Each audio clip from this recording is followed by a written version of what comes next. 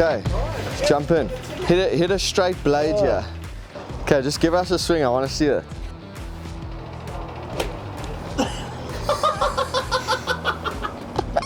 It would help if I hit the ball.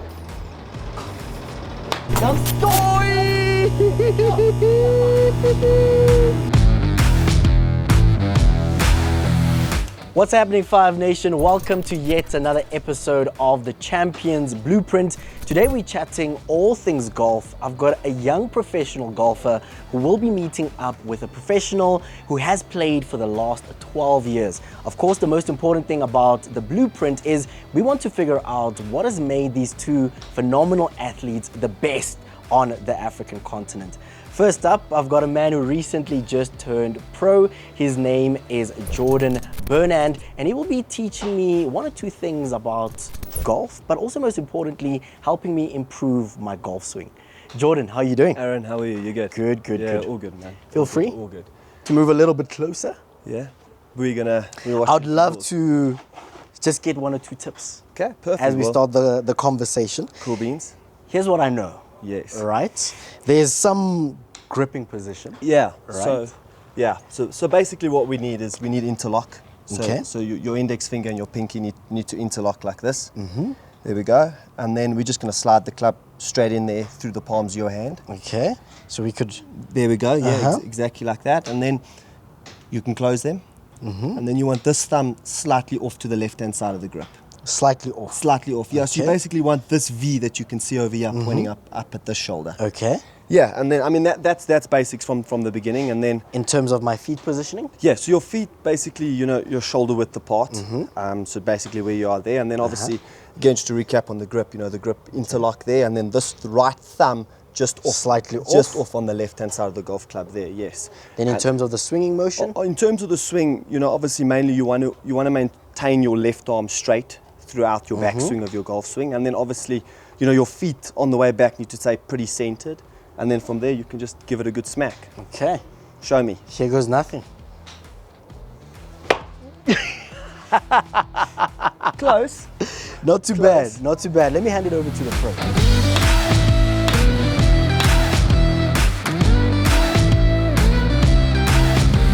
But Jordan, tell me, how did you actually fall in love with the sport of golf? Where did the love begin for you? Oh, so the love started for me when I was probably about 6.5 years old, living in Port Elizabeth. It was actually a December, and my dad didn't really know what to do with me, so he sent me to the local driving range for let's call it a summer camp. Yeah. So I learned playing golf at the summer camp and went there for one day and came back and absolutely fell in love, and I thought that this is what I want to do. I want to be a golfer. So since then, the love's just been there, and I've just wanted to just be better and better all the time.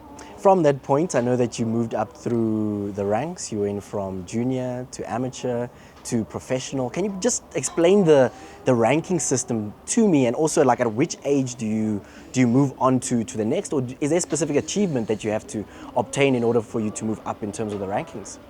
Yeah, so basically, as you grow older, you get certain categories. You play in your under 13 events, you're under 15, you're under 17, you're under 19, and then you sort of go up into your open amateur events, which are all ages basically. And then obviously you've got your interprovs and playing golf with your mates and in tournaments, and that gets you on the Golf RSA ranking system. And the Golf RSA ranking system ranks you in the country based on how well you perform within a rotating calendar year. And then obviously I was fortunate enough to climb that ranking, and then get your green blazer and your Springbok colours, and then those are more things you just tick and you add to the CV as you go along. You talk about a green blazer. I mean, when I think green blazer, I'm thinking about the Masters. Then you said Springbok directly after that. How exactly does that work? And if you get the green blazer, does that mean that you go automatically to the Olympics? Because we have seen golf at the Olympics. How does that work exactly? Yeah, so your green blazer is basically, to answer your question, no, you don't go to the Olympics. That's not where you go. But, from the point of, there's about 3 or 4 guys every single year that sort of get chosen to represent South Africa, whether that be locally, regionally, or internationally across the oceans. And yeah, so it's basically all based off the ranking system, and you get chosen, and that's basically like putting on the green and gold. When the box run out or Bafana play, it's the same as that, just in a golf level, in an amateur golf level. Yeah. In terms of the mindset shift that you had to make from amateur to professional golf. How has that been for you, and what are some of the biggest challenges competing against the best on the African continent? Yeah, look, it's a huge gap. You know, people always told me, and people talk and say it's a gap, but a big gap. But I don't think you realize how big it is until you get there. You know, and when you're playing amateur golf, and when you get to the elite side of amateur golf, you're playing against maybe 8 to 10 players every week. You know, that can possibly win the event. And when you start playing professional golf, there's probably 60, 65 guys that can win every single golf tournament. So the margins are so small in the game, and obviously as you go up from your junior level through to amateur into professional level, they just get smaller and smaller. You know, mistakes cost you so much more, and yeah, it's been a huge adjustment, and mentally it's been tough, but it's all part of the learning curve. Yeah. Talk to me about the mental side of golf. I mean, we've seen some of the best golfers in the world talk about how they've incorporated a sports psychologist in terms of just the team of people that get to help them. For you, the mental side, do you have someone that you're currently working with? When you have those bad days, like how do you recover from those? And also, how do you switch off? Because golf seems to me as a sport where you have to be hyper-focused all the time and you have to minimize distractions. Yes, I think, you know, coming back to what you're saying with the focus and that is, golf's, I find it very addictive. It's an addictive sport, and switching off is probably the biggest thing. You know, you need to spend time with family, time with friends, and you need to as an individual set in those boundaries to know that, okay, now I'm done with golf, the day's done, now I'm going to spend time with the family. So yeah, we do work with mental coaches, you know, just because the highs, anyone can handle the highs well. Yeah. It's the lows that get you down. And you 100%. know, a low on top of a low on top of a low can really put you in a tough rut, and it's difficult to come out of those. So mental coaches and I think always going back to positive things, you know, realizing why you play. First, you love the game, and then, you know, positive affirmations all the time is really important. Let's talk about some of the athletes or the golfers that have come before you. Yeah. You know, I'm sure as a junior athlete, as an amateur, you must have been looking to one or two guys to say, someday I want to be like that guy, or I want to fix my chipping or my driving and look like that guy. Has there been any athletes, South African golfers that you've really looked up to and you said, maybe someday I want to interact with him? Yeah, there has. There's been a lot of, I mean, I've got a lot of friends that have been through this Sunshine Tour and then followed on into DP Tour and further tours, which I do lean on. But, you know, obviously I think you always want to stay present, and you want to compare to people that are the closest to you. And, you know, obviously on tour we've got a guy by the name of Callum Mowat who's known for his chipping and his pitching. And I think Callum has, you know, obviously been on tour for a long time, and he's someone that I've looked towards watching him from a very young age. You know, I've been watching professional golf for probably 12 years. So growing up, as he's been playing on tour, it's been someone that I've always looked at and strived to sort of to be like him, you know, and to follow in his footsteps. Yeah, exactly. Emulate him and follow in his footsteps. So Callum has been a big part of everything in growing up, and that's really helped me to get to where I am today. Well, Jordan, I've got a special surprise lined up for you. The man that you've just mentioned, someone that you have been watching for the last few years, is right here. Callum, please do come and join us. Howdy, boy. How you doing? How you I are? know that you haven't seen him in a while. Good to see you, man. Hey, Arron. How are you? Very well. Good. Lovely. Please come this side. Come and join me. Let's watch greatness. Literally.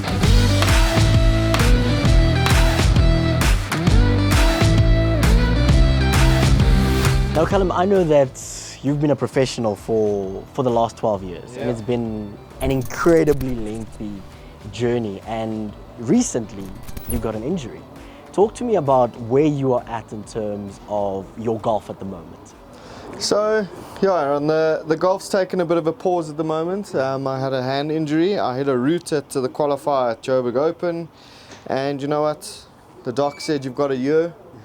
Hopefully it repairs itself. I'm not going to close that door, but I said, you know what, with the knowledge that I have in golf, I can go help amateur golfers, and the best way I thought was to go work at the pro shop at Four Ways. I got a great opportunity there, and I can teach people, you know, the game of golf a lot more there, where I have time to speak to them and not just from the sidelines and asking questions and signing autographs. I have time now to spend with them and just teach them to elevate their kind of golfing experience a little bit better.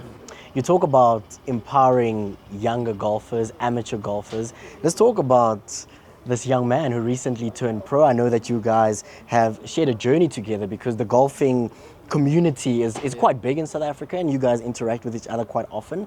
In terms of what you've seen from Jordan, I mean, what are we expecting from him? Because I think as you enter the professional ranks, there is a lot of pressure, but he's been doing quite well so far. Yeah, so like entering the professional ranks is a big step. We don't think it when you're in the amateur kind of scene. You get comfortable there, you know, and moving on to the next level is something scary. It's like getting thrown into the deep end again. It's like going to primary school and going into high school. It's a kind of similar kind of feeling. There's a lot more around, more responsibilities to have. So I've seen George play through the amateur career, get his Bok colours, which for us that is like the ultimate achievement. To tick that off your bucket list, I would say, is great. And then just excited to see him come onto the scene and, you know, take it away and maybe give him a little bit of advice to, you know, start off well and not veer off the wrong tracks here, and just maybe like a bit of traveling advice where, you know, he can be more comfortable at tournaments and just show us, you know, really what he has, you know. I think when a golfer feels a little bit uncomfortable and doesn't know the scene, we don't get to see that excel like happen quicker than it should. Yeah. So out of someone that's been on tour for so long like myself, I can just give him those little things just to make him maybe feel a bit more comfortable, and then we can see the star shine. Most certainly. You talk about the little things there. Jordan mentioned your short game and your chipping, and this is all about the blueprint. So I would love for you to share the blueprint with him in terms of how he can improve his game, but also take some of those skills and do even better than what you've achieved on tour as well. Correct. Yeah, so when it comes to chipping and stuff like that, I think it's very creative. So around the green, there are so many undulations and there's so many differences of how to strike a golf ball and what shot to pick at the right time, and that's key. When we are, like, say, short-sided in a bunker, or we've got a straightforward chip, there's many options how to hit that chip, but also to visualize and see how to hit that chip and at what time to hit that chip. Because there might be one where the green's a little bit wetter, there might be a little bit softer, a little bit firmer. So it's just taking time and using the knowledge that you have to pick the correct shot and when to do it and execute it. So we got 4 wedges. We've got a lob wedge, sand wedge, gap wedge, and pitching wedge. And what I have seen with the younger generation is they go straight to the lob wedge because it's the most exciting, it spins a lot, all of that kind of jazz. We've seen it on TV, and when we see like Rory hit a little spinning shot there at the Ryder Cup, it was phenomenal. This is Rory talking about. Exactly. He's been number 1 in the world and he is now a Grand Slam champion. So for him, that was the right shot to pull it off at that right time, and he did pull it off.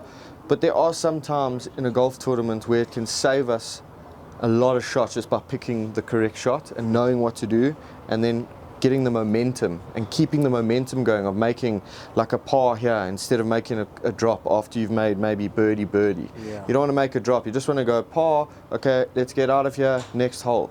So it's just those little things where you can just pick the right shots at the right time and then know how to execute them when you need to.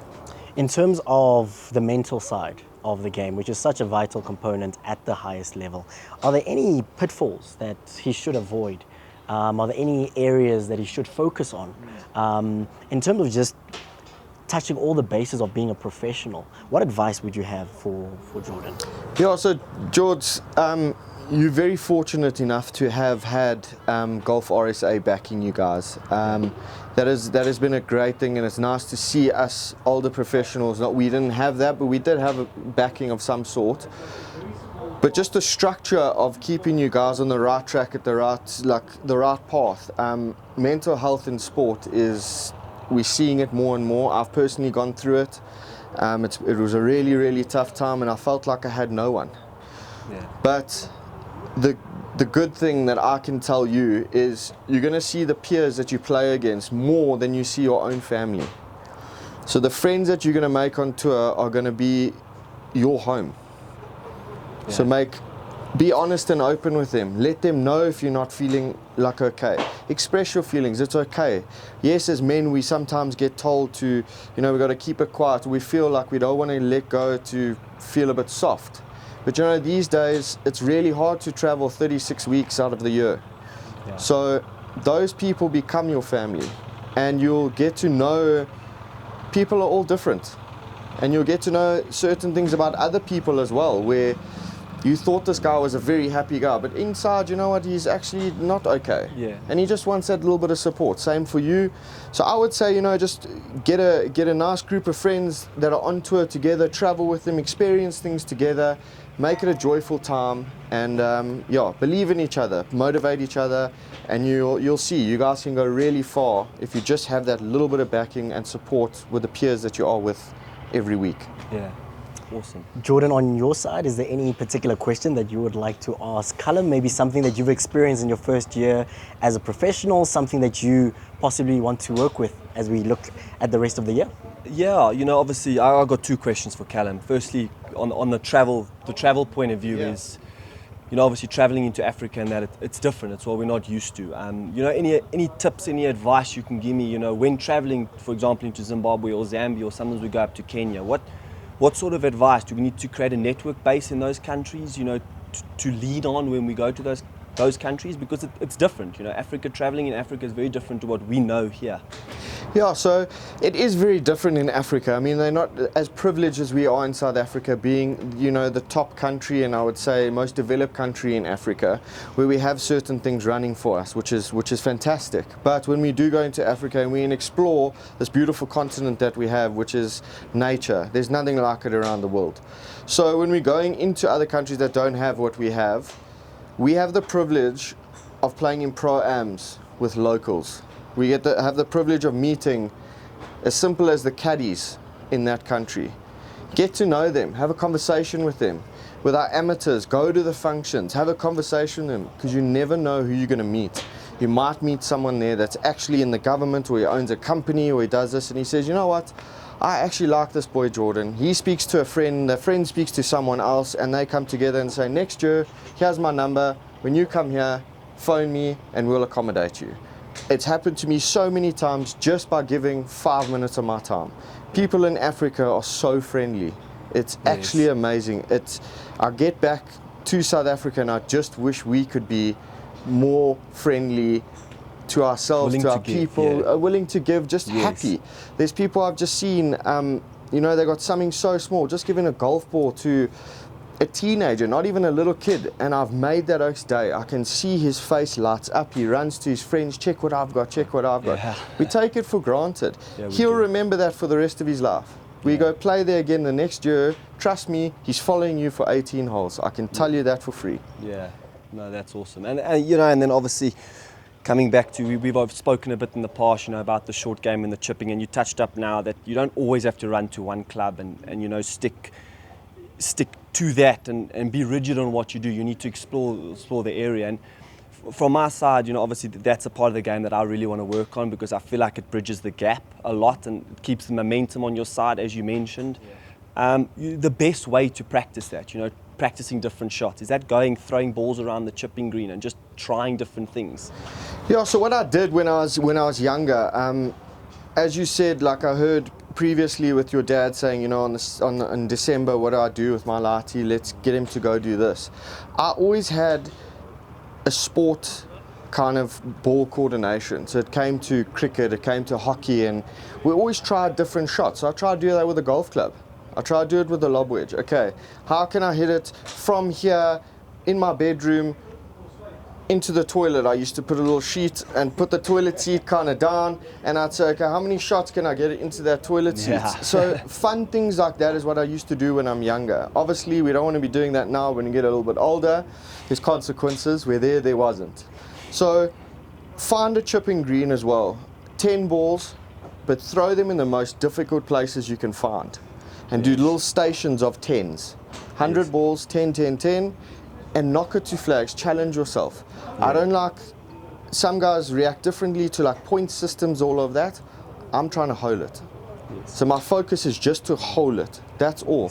Within the 30-yard range, I'm trying to hole it. I'm not trying to get it close. I'm not trying to get 5 points here and 2 points here because we're playing, you know, like a game with our coach or something like that. I've always just tried to hole it. So when I get into the situation on tour, where I need to make an up and down from a weird position because I've hit myself into something and I've drawn a bad lie or something, I'm going, how do I hold this thing? Yeah. How do I hold the shot? Maybe I have to hit it on the bank, bounces up here, the creativity starts coming, but my mind focus is to try hold it. And you'll be surprised what your body follows. Your body will find a way. Yeah. It's And reactive, that's where yeah. I think the key is. Your mind is so strong. We just keep to that, spot on. Sure. Awesome. Thank you. Only a pleasure, Awesome. man. Awesome. Callum, so often we talk about the mindset and the blueprint for golf, but what are some of the life lessons that we can take away from the golf course but incorporate in our day-to-day life? I'm not a professional golfer, but possibly there's something that I could use. I mean, Jordan is working his way up the ranks. Possibly there's life advice that he could use. What is your blueprint to life as a professional golfer? Yeah, so I would say the big thing is routine. Massive with routine because we are our own boss. So at the end of the day, it is my obligation if I want to wake up and go and practice. But I know he's practicing as well. So now he's getting better than me. So I have to stick to a routine every day because it does, you can get lazy in the sense of I'll go practice now. And then you sit there in bed or you watch a couple Instagram reels and you get caught up in that. So to stick to routines every single day, that's where the successful people come out. And I'd say in life, routine is key. Being on time is key, as we have to, meet time with tee times, and I would say my prep before going to a tee time takes about 2 hours. So there's certain things in there of like being on time, where, as you probably know, when you say to your friends, can you be at the bar at 1 o'clock, Yeah. and they rock up at 1:45. Yep. I think it's just also where it comes to golfers, a little bit of, like, it's taught me a hell of a lot of respect when it comes to my elders, looking at people in the eyes, shaking their hands, just those little things that I think we're losing from the old school kind of dads and men and women, where I think we could just be a little bit more respectful towards each other. And then obviously time orientation, just, be on time. Most certainly. Callum, thank you so much for your time. We really do appreciate the knowledge that you've shared with us today, but also the contribution that you've made to South African golf. You've been on tour for the last 12 years, which is absolutely incredible. And of course, we're hoping that once that injury heals, we can see you back on the greens.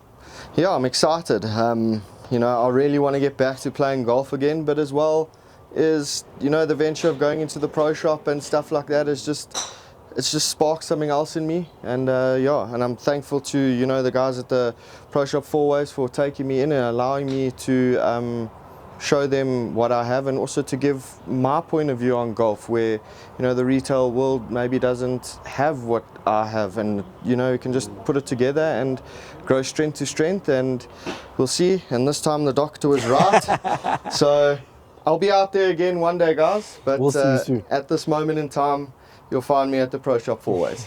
Most certainly. Jordan, to you, thank you so much for joining us this afternoon, but also well done on going from junior to amateur to now being professional, and we'll be watching you quite closely as you reach the highest level. We want to see you up there with the Scotty Schefflers, the Rory McIlroys, and we as the Five Nation will most certainly support you. No, thank you very much for having me, and thank you, Callum, for your time.